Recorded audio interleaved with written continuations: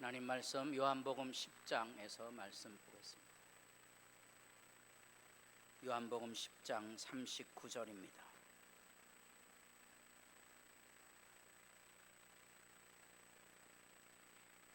그들이 다시 예수를 잡고자 하였으나 그 손에서 벗어나 나가시니라. 다시 요단강 저편 요한이 처음으로 세례 베풀던 곳으로 가사 거기 거하시니 많은 사람이 왔다가 말하되 요한은 아무 표적도 행하지 아니하였으나 요한이 이 사람을 가리켜 말한 것은 다 참이라 하더라.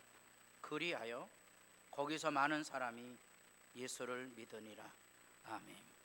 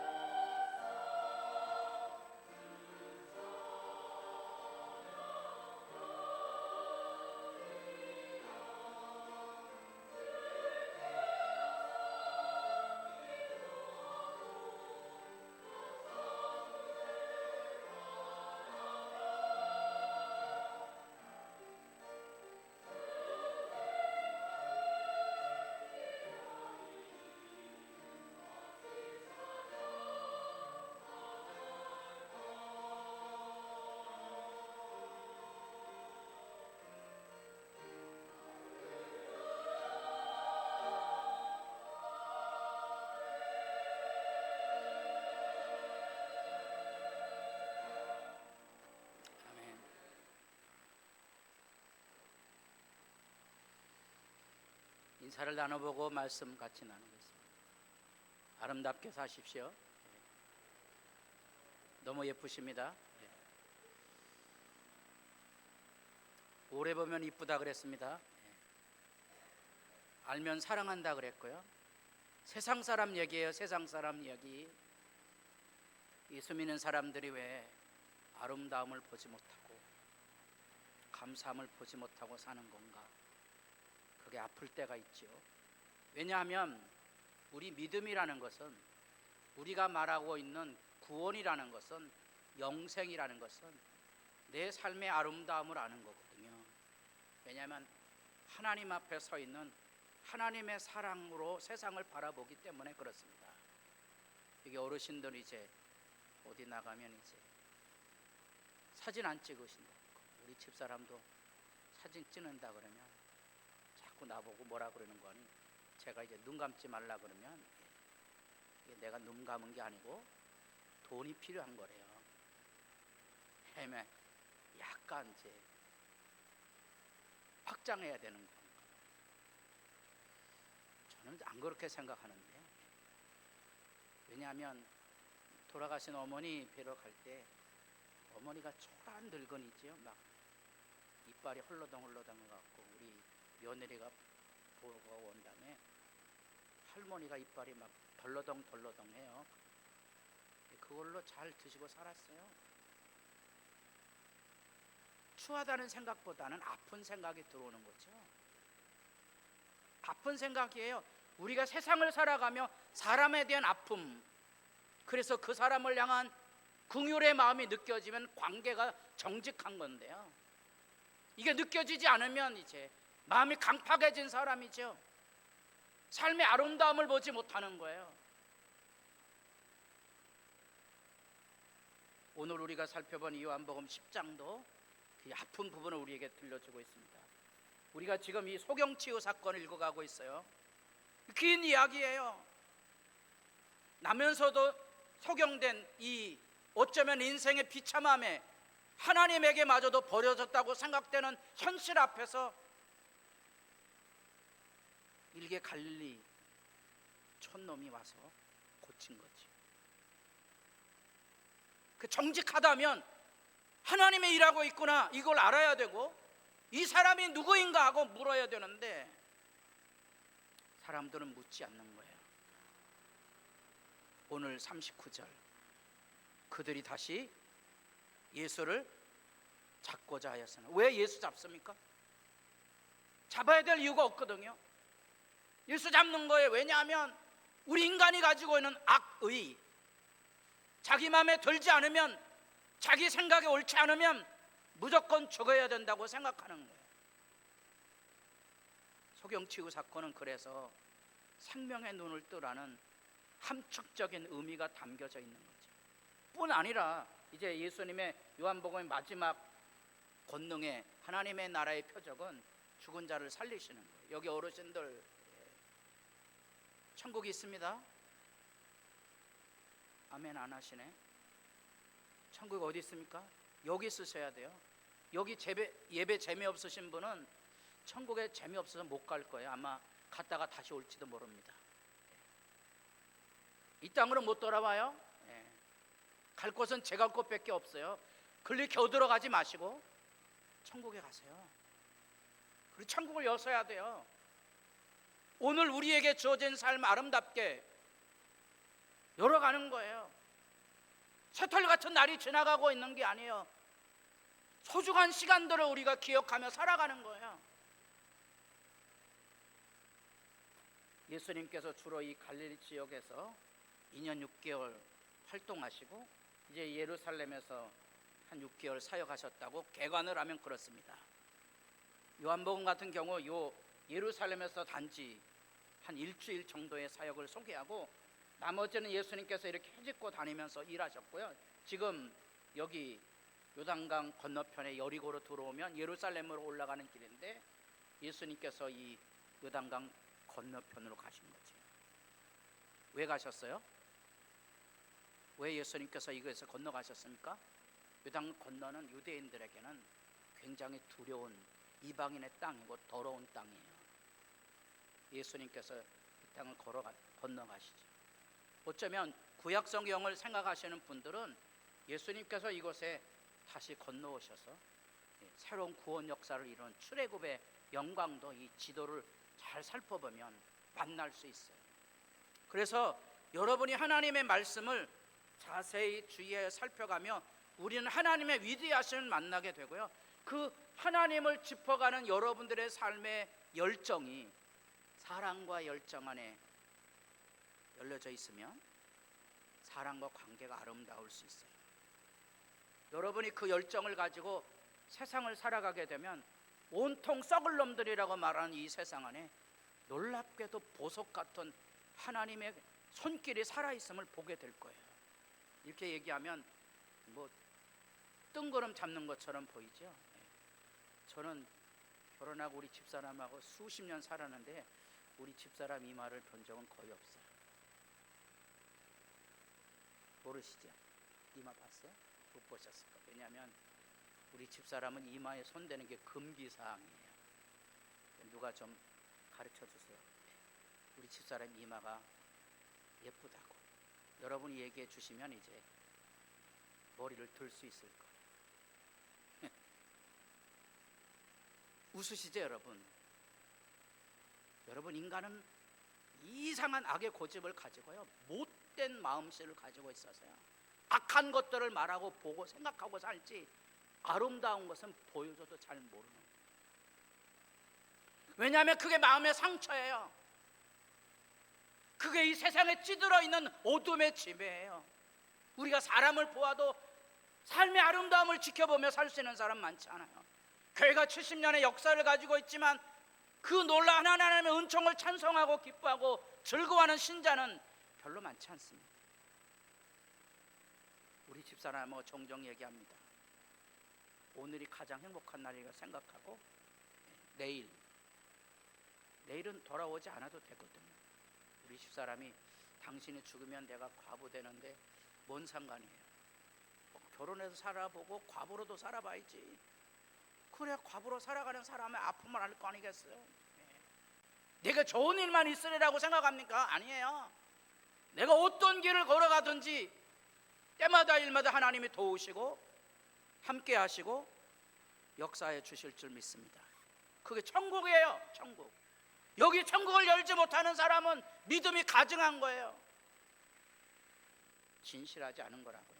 여기 예수님 고단한 여정을 걸어가고 있는 거죠. 이제 요단 동편으로 배척을 받아서 건너가셨어요. 왜 예수님은 그렇게 고단한 삶의 여정을 살아쳐야만 됐을까? 마가복음은 특별히 예수님의 여정을 역사적인 순서를 따라 한 번에 쫙 비춰주죠. 그래서 마가복음을 반복해서 읽으시면 예수님의 생애에 대한 한눈의 이해를 가지게 되고요, 마태복음 같은 경우는 모세오경을 읽는 것처럼 유대인들에게 모세오경이 성경이거든요. 1년에 한 번씩 반드시 읽어요. 암송하는 분도 있어요. 그 하나님의 말씀의 경이로움을 마태복음 5단락으로 소개해주고 있고요. 여기 누가복음에는 사람이 사람다움이 뭐냐, 예수님의 마음을 우리에게 들려줘서 예수님 기도하는 사람이고요, 예수님 가난한 자를 돌보시고 병든 자를 치료해 주시는 따뜻한 인간미에 조망을 하고 있어요. 누가복음을 읽으시면서 우리는 사람다움이 뭔지를 예수님에게서 배우고요. 여기 요한복음에는 1장에서 12장까지 우리가 지금 읽어가고 있는 이 여정 안에 예수님께서 이 땅에 병든 자를 고치시고 귀신 들린 자를 쫓아내시고 풍요의 떡을 먹이시는 위대함을 특별히 7가지로 요약을 해서 들려줍니다. 많은 사람들이, 여러분 같이 지내다가 우리 아까 얘기했지만 우리 집사람도 그렇지만 교회를 섬기다 보면 지뢰밟는 경우들이 있어요. 어느 날 갑자기 막 성질내고 대들더라고요. 왜 그런지 잘 몰라요. 그 사람 안에 있는 악이 그 사람을 어떤 순간에 지뢰를 밟듯이 터뜨린 거예요. 그래서 제가 서두에 여러분들에게 자꾸 인사를 시키는 것은 여기서 폭탄 터지지 않기를 원하는 절박함 때문에 그래요. 자주 인사하셔야 돼요. 아니면 폭탄 터져요. 그래서 저는 제가 늘 얘기하면 사람은 별로 믿을 만한 존재가 아니라고요. 여기까지만 하면 안 돼요. 사람은 뭐 하는 존재라고요? 사랑해 줘야 되는, 벌거벗고 상처난 사람이거든. 안아주지 않으면 그 사람 계속 뻘짓할 거거든. 알고 보면 불쌍한 사람이에요. 예수님께서 바로 그렇게 귀신 들린 자를 쫓아내신 거예요. 세상에 찌들어 사는 사람들을 고치신 거예요. 아름다운 말을 하며 살도록 그들을 고치시고 도우시고 먹이신 거예요. 놀랍게도 그럼에도 불구하고 예수님께서 배척을 받으셨다는 거예요. 제가 어르신들에게 5월달이 돌아오네.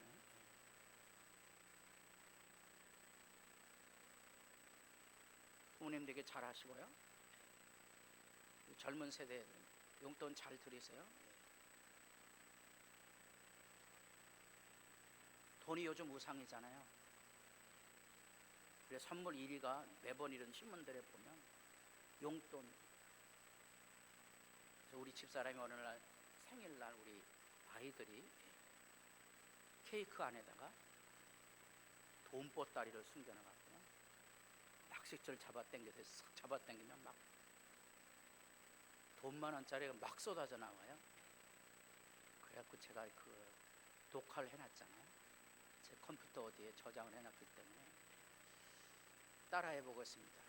천국이 여기 있사오니. 난 그렇게 우리 집사람이 해맑을 게 없는 것은 평생 처음 봤어요.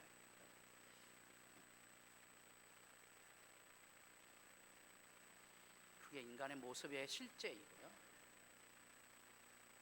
잘해드리셔야 되는 거예요. 왜? 그게 내 안에, 우리 안에 천국을 이루는 거예요. 행복이 어디 있는지 아세요? 나누는 데 있어요. 드리는 데 있거든요. 오늘 그래서 우리 아들은 이제 상이 있어도 못 왔잖아요. 왔으면 또 아버지 돈 달라고 그러는구나 오해했을 텐데. 요한이 대답하되 나는 물로 세례를 베풀거니와 너희 가운데 너희가 알지 못한 한 사람이 있었으니 내 뒤에 오시는 그이라. 나는 그의 신발끈을 풀기도 감당하지 못하겠노라. 이 일은 요한이 세례 베풀던 곳 요단강 건너편 베다니에서 일어난 일이라. 여기 40절 다시 요단강 저편 요한이 처음 세례를 베풀던 곳이 베다니예요. 베다니는 요단강 건너편에도 베다니라는 이름이 있고요. 감람산 골짜기 올라가면 나사로가 살던 가난한 빈민촌, 거기도 베다니가 있어요. 오해하지는 마시고요. 예수님께서 다시 그 길로 어쩌면 사람들에게 내쫓기신 거죠. 슬픈 여정이에요. 자기 땅에 오며 자기 백성이 영접하지 아니했다.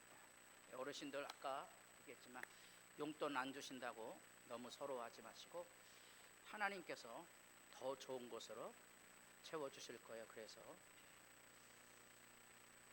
노치원에 가셔서 누구는 뭐 얼마 가져왔다 이런 일에 마음 뺏기지 마시고 좋으신 하나님이 더 좋은 곳을 갚아주실 것을 기대하시고요. 축복기도 하시면 돼요. 그럼 결코 썰알이지 않습니다. 예수님도 다 그 길 걸어가셨거든요. 자기 땅에 오매 자기 백성이 영접하지 아니했다. 교회를 섬기면서 이제 제 연배 이제 하나 둘씩 은퇴해 나가시는 분들 계시는데 두 부류예요. 감사하는 사람 있고요, 원망하는 사람이 있어요. 그 믿음에 잘 준비되지 않으면 목사님이고 장로님이고 상관없어요. 믿음 없는 거예요. 슬픈 인생의 매듭을 가지고 있는 사람 아프죠? 굉장히 마음 아파요. 예수님을 잘 모르는 거예요. 예수님 아셔야 돼요. 예수님 이 땅에 왔지만 환영받지 못했어요. 여기는 예수님의 땅이고요, 예수님이 창조하셨고 예수님이 가꾸시는 곳인데 인간들이 왕노릇하고 있는 거예요. 예수님 개의하지 않으시고 영접하는 자 곧 그 이름을 믿는 자들에게는 하나님의 자녀가 되는 권세를 주십니다. 이 땅은 내가 내게 선물로 주는 거라는 우리 하늘 유업이거든. 내가 이 땅에 땅 한 평 없어도 결코 서럽지 않습니다. 천국에 가면 내 땅이 얼마나 된다 그랬죠? 서울시만한 땅. 그래서 제가 열심히 새벽에 걷습니다. 천국에 가면 뭐 하려고? 거기 떠다녀야 되잖아요. 그래서 은퇴하면 좀 꽃을 배울까 아니면 농사를 해볼까 그러는데, 왜냐하면 천국에 가서 그 땅 어떻게 농사 져야 될 거 아니겠어요? 농담하고 있는 그런 거 아닙니다. 우리의 삶의 자유로움에 대한 얘기를 하고 있는 거고요. 유업이 뭐냐에 대한 설명을 하고 있어요. 여러분들에게 천국에 유업이 있습니까? 기다리셔야 되는데 개똥으로 굴러도 이 땅에 사는 사람들에게는 아마 그 의미가 다가오지 않을지도 모릅니다. 성령이 친히 우리 영과 더불어 우리가 하나님의 자녀인 것을 증언하시나니, 하나님의 자녀가 뭐라고요? 상속자. 하나님의 모든 것이 내게 주어질 거다. 이 하나님의 은혜를 기다리는 사람이 이 땅의 현실에 비록 가난하고 병들고 삶의 어려움을 지날지라도 흔들리지 않는 거예요. 하나님의 세계는 그곳에도 펼쳐 있어요. 하나님의 세계는 그곳에도 펼쳐 있다고요. 우리가 그와 함께 영광을 받으려면 뭐도 받는다고요? 고난도. 예수님도 배척받았잖아요. 우리가 부모로서 자녀를 키우며 좋은 일만 있는 게 아니에요.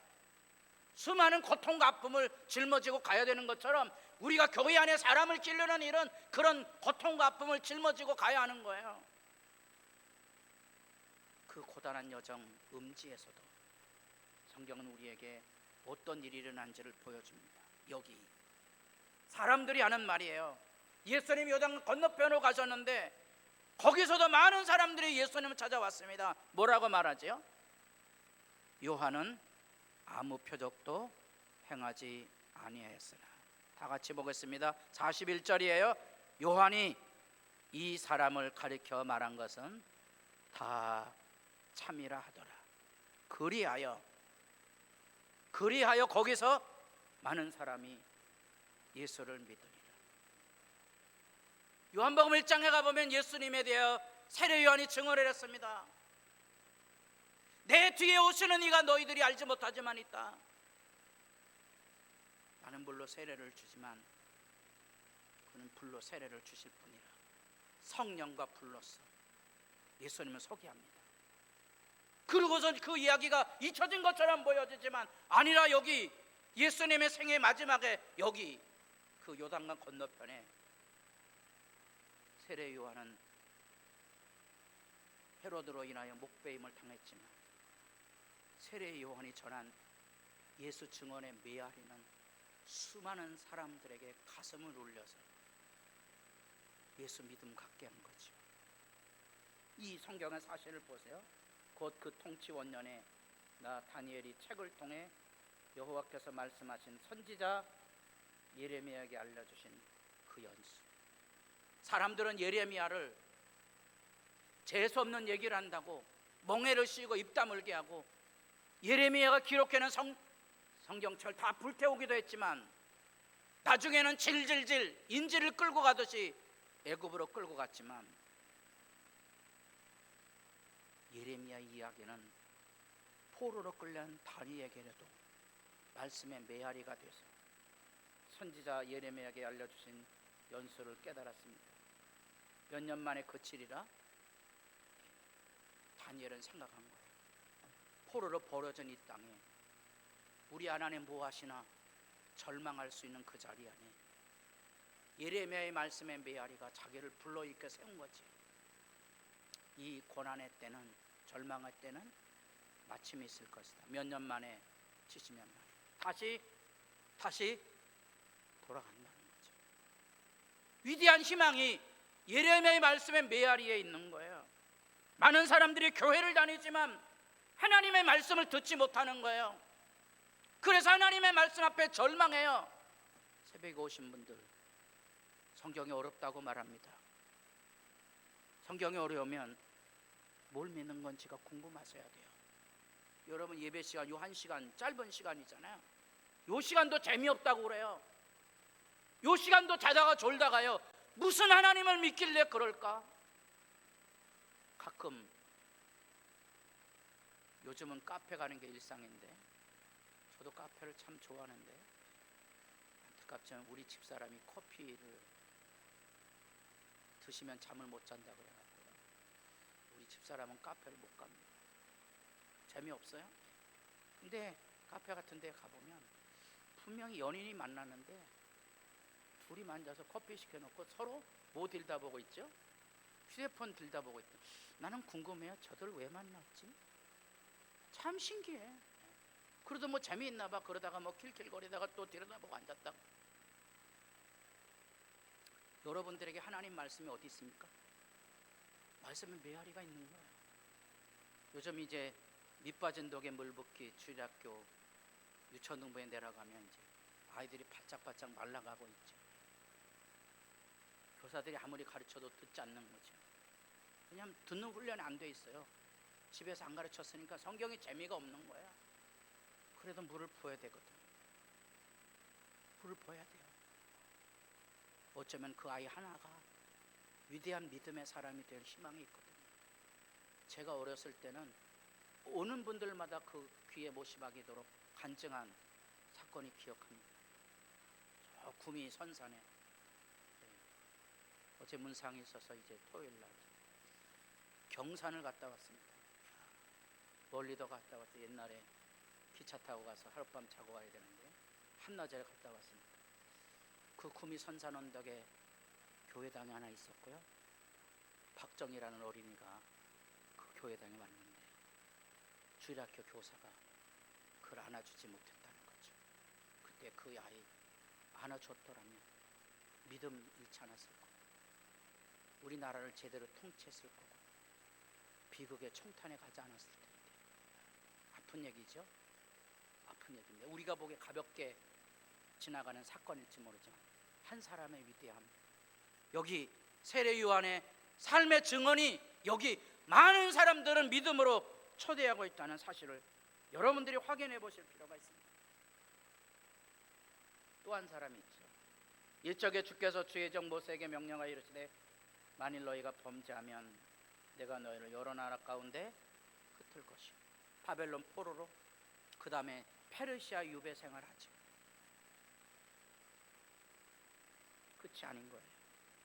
만일 내게로 돌아와 내 계명을 지키면 너희 쫓긴 자가 하늘 끝에 있을지라도 내가 거기서 그들을 모아 내 이름을 두려고 택한 곳에 돌아오리라 하신 뭐를요? 말씀. 신명기 말씀이죠. 하나님 말씀하셨죠.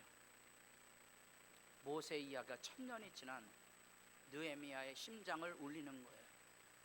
우리가 하나님 말씀에 바로 서지 못해서 범죄해서 이렇게 흩어진 포로 백성이 되었지만 하나님 만일 내게로 돌아와 내 계명을 지키면 다시 그곳으로 돌아오리라 하셨죠. 그럼 느헤미야는 어떤 입장이에요? 목숨을 걸고 말씀을 지켜 행했다는 거죠. 내가 말씀을 지켜 행했으니까 하나님 약속 지키셔야 됩니다. 그게 느헤미야의 말씀 신앙이에요. 이는 페르시아의 술고관으로 일하는 사람인데 페르시아의 왕이 움직이면 고향으로 갈 수 있거든요. 하나님 이 사람에게 은혜를 베푸소서. 실제로 페르시아의 왕이 마음이 움직여서 느헤미야를 보내주고 며칠 만에 예루살렘 성을 쌓았다고요? 좋은 주일학교를 다녔어야 됩니다. 52일이에요. 2달도 안 돼서 예루살렘 성벽을 쌓습니다. 말씀의 메아리가 그렇습니다. 사람들 한 사람이 기도하고 건축했다 그러면 농담하는 줄 아는 거예요. 아니에요. 들치고 날치지 마세요. 우리 하나님의 위대하심이 있어요. 중요한 것은 하나님의 말씀으로 사느냐 그렇지 않느냐의 차이예요. 말씀으로 살면 얼마든지 역사는 일어나거든요. 믿음의 역사는 계속되고요. 여기 보세요. 요나가 여호와의 말씀대로 일어나서 니느웨로 갑니다. 요나가 왜 니느웨로 가죠? 안 가겠다고 도망갔잖아요. 하나님이 어디에다가? 물고기 뱃속에다 가둬놓죠. 갈래 안 갈래 그거죠. 그 요나가 갑니다. 가요. 여러분 요나서는 읽으면 요나 안에 회개라는 개념을 찾기가 쉽지 않아요. 이 인간이에요. 여러분 교회는 열심히 다니고요. 주님은 열심히 하지만 회개하지 않는 사람 많아요. 다 같이 손을 드시고 요나가 어디 있다고요? 요나가 여기 있어야 되는데 요나를 이렇게 하면 큰일 납니다. 가요. 니느웨는 큰 도시예요. 그 당대로 말하면 며칠 동안 걸어 다녀야 돼요? 사흘간. 며칠 갔다고요? 왜 하루 갔어요? 마음이 없어요. 마음이 없어요. 회개하지 않는 사람 교회 절대로 일시키지 마세요. 일시키면 함께 망합니다. 미처 이르되 40일이 지나면 니느웨가 무너지리. 무너졌어요? 안 무너졌어요? 무너졌어요? 안 무너졌어요? 아니 무너져야지. 말씀하셨는데. 그러니까 예언을 다 믿으시면 안 돼요. 무너지리라 하였는데 누가 회개했어요? 니느웨 사람들이 회개한 거예요. 누구는 회개 안 했어요? 요나는 회개 안 했지. 요나는 회개 안 해갖고선 이 하나님 앞에 할 말이 많은 거예요. 막 주모모가 튀어나온 거예요. 교회당 안에서 많아요. 이런 사람들. 서울교회만 많아요. 자기 육체를 위해 심는 자는 육체로부터 썩어진 것을 거두고 성령을 위해 심는 자는 성령으로부터 영생을 거둡니다. 잊지 마십시오. 다 같이 보겠습니다. 우리가 선을 행하되 낙심하지 말지니 포기하지 아니하면 때가 이름에 거두리라. 하나님의 열심이 있습니다. 그 놀라운 하나님의 열심 안에 하나님의 사랑을 만나시고 여러분의 매일의 일상에 비록 고단한 여정, 음지의 길, 사망의 골짜기를 걸어가도 찬양이 끊이지 않기를, 감사가 끊이지 않기를, 믿음의 진실이 살아있기를 소망합니다. 기도드리겠습니다. 아버지 말씀하옵소서. 아버지여 말씀하옵소서. 하나님의 백성들이 살아나고 그 말씀이 메아리가 되어서 천년이 지나도 사람의 마음을 움직여 하늘의 역사를 이 땅에 이루게 될 것인즉 우리의 믿음은 오직 그리스도의 말씀 들음과 그 말씀에 행함이 있음을 알게 하셔서 저들도 말씀을 듣고 행하는 자들이 되어 이 땅에 하늘의 복락을 여는 주의 백성들 되게 하옵소서. 예수님의 이름으로 기도드립니다. 아멘.